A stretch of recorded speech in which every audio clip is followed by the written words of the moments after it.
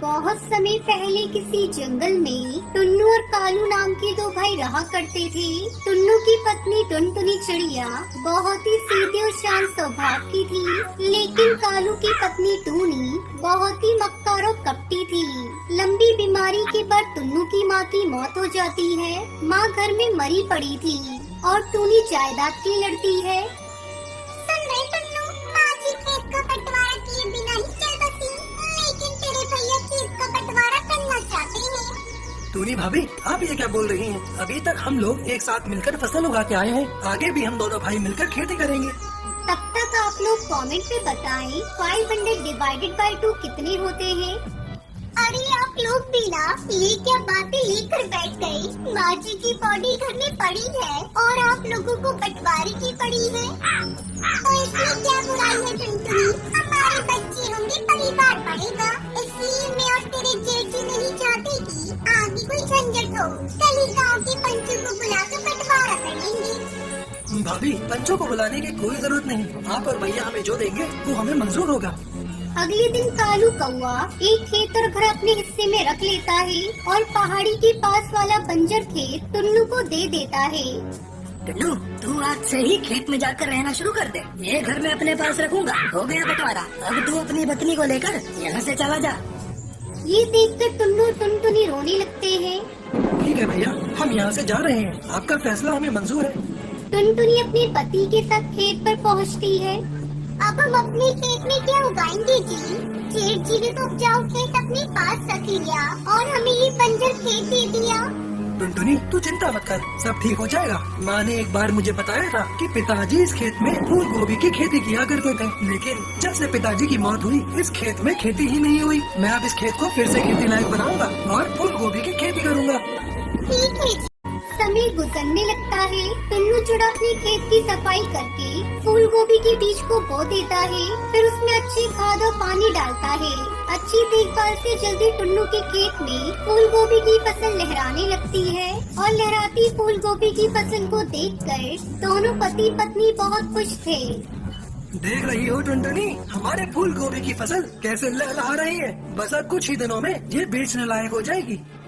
जल्दी वो दिन भी आ गया। टुन्नू चिड़ा फूल गोभी की फसल बाजार में बेच देता है और उससे मिले पैसों से वो अच्छी तरह अपनी जिंदगी बिताने लगते हैं। कुछ दिन इसी तरह गुजर गए।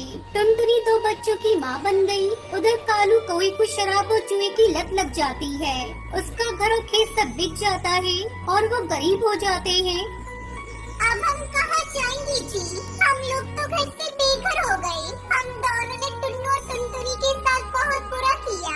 ये उसी की सजा मिली है हमें। अब तो हमारे पास कुछ भी नहीं बचा, ना घर ना खेत। अब हम लोग कहाँ जाएंगे, क्या खाएंगे? कुछ समझ में नहीं आ रहा है जी। तुम सही कह रही हो टूनी। पैसे के लालच में मैं इतना अंधा हो गया था कि मैंने अपने भाई से ही बेईमानी की। सोचता हूँ जाकर अपने भाई से माफी मांग लूं, लेकिन जाऊँ भी तो किस मुंह से? एक दिन टुन्नू चिड़ा अपनी पत्नी टुनटुनी के साथ बाजार जा रहा था। तभी उसकी नजरें भिखारी के जोड़े पर पड़ती है। अरे भैया भाभी, ये आप इस तरह रास्ते में भीख क्यों मांग रहे हैं? क्या बताऊं टुन्नू, मैंने तेरे साथ बेईमानी की थी। ये उसी की सजा भगवान ने मुझे दी है। तेरे जाने के बाद मुझे शराब और जुए की ऐसी लत लगी कि सारा घर बार उसी में बिक गया। दाने दाने को मोहताज हो गया था मेरे भाई। हर किसी का दरवाजा खटखटाया पर किसी ने मेरी मदद नहीं की। ऐसे में मैं क्या करता? भूखे पेट कितने दिनों तक जिंदा रहता? आखिर में मुझे भीख मांगनी पड़ी। टूनी चिड़िया के मुंह से तो कोई बात ही नहीं निकल रही थी। वो बहुत ही शर्मिंदा थी। भैया भाभी, मैं आप लोगों को इस तरह रास्ते पर भीख मांगते नहीं देख सकती। आप लोग हमारे साथ चले। हाँ भैया, टुनटुनी बिल्कुल सही कह रही है। हम दोनों भाई मिलकर फिर से पहले की तरह खेती करेंगे। टुन्नू अपने भैया और भाभी को लेकर अपने घर आता है और फिर से अपने भाई के साथ मिलकर फूल गोभी की खेती करके खुशी खुशी रहने लगता है।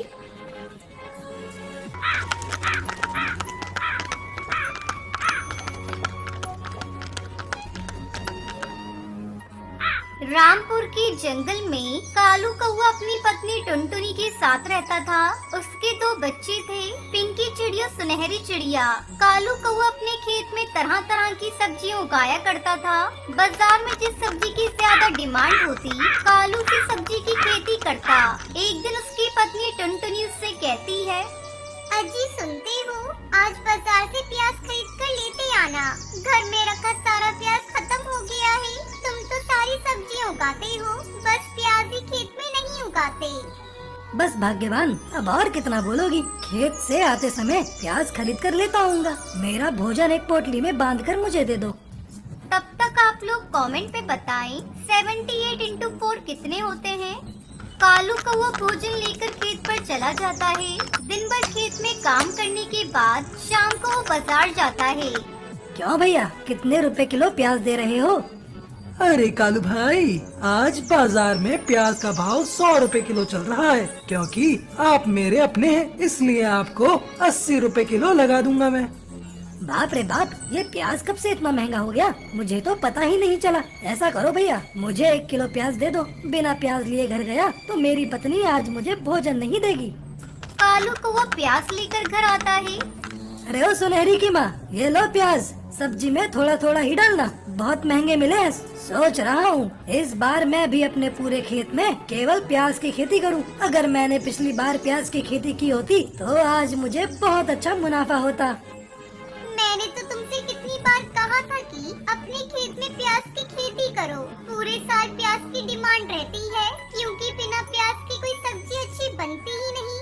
चाहे कितना भी महंगा हो जाए, प्याज तो सभी घरों में आता ही। तुम्हारी बात सही है भाग्यवान, मैं कल ही शहर से प्याज के बीज खरीद कर लाऊंगा। अगले दिन कालू कौवा शहर से प्याज के बीज खरीद कर लाता है और अपने खेत में बिखेर देता है। 1 महीना गुजर गया। एक दिन टुनटुनी भोजन बना रही थी, तभी कालू कौवा वहाँ आता है। टुनटुनी, तुम्हारे पास कुछ पैसे हो तो मुझे दे दो, खेत में खाद डालना है और मेरे पास पैसे बिल्कुल भी नहीं है। मम्मी, मुझे भी पैसे चाहिए। स्कूल में टीचर बोल रही थी स्कूल फीस जमा करने को। अरे कहाँ से दूं मैं तुम सबको पैसे? मेरे पास जो थोड़े बहुत पैसे थे उसे तो मैंने घर खर्च में लगा दिया। अब मेरे पास ये देकर एक मंगलसूत्र है, मैं इसे किसी कीमत पर नहीं दूंगी। मेरी मानो तो तुम कहीं से उधार ले लो। बस कुछ ही दिनों की बात है टुनटुनी, तू मुझे अपना ये मंगलसूत्र कुछ दिनों के लिए दे दे। मैं इसको गिरवी रखवा कर खाद खरीदूंगा। फिर जैसे ही प्याज की फसल बेचकर पैसे आएंगे, मैं तेरा ये मंगलसूत्र तुझे वापस कर दूंगा। और माँ, मेरे स्कूल की फीस कब जमा करोगी? मैं स्कूल नहीं जाऊंगी। मेरी बच्ची, तू रो मत। मैं अभी रंगीली काकी के यहाँ जाकर कुछ पैसे उधार लाती हूँ, तेरी स्कूल फीस जमा कर दूंगी। टुनटुनी कालू कौवे को अपना मंगलसूत्र दे देती है। कालू कौवा मंगलसूत्र गिरवी रखकर खाद लाता है और अपने खेत में डालता है। जल्दी ही 2 महीने गुजर जाते हैं और प्याज की फसल पककर तैयार हो जाती है। दोनों पति पत्नी प्याज की फसल को देखकर झूम उठते हैं। कालू कौवा अपनी प्याज की फसल को शहर की मंडी में ले जाकर अच्छे दामों में बेच देता है।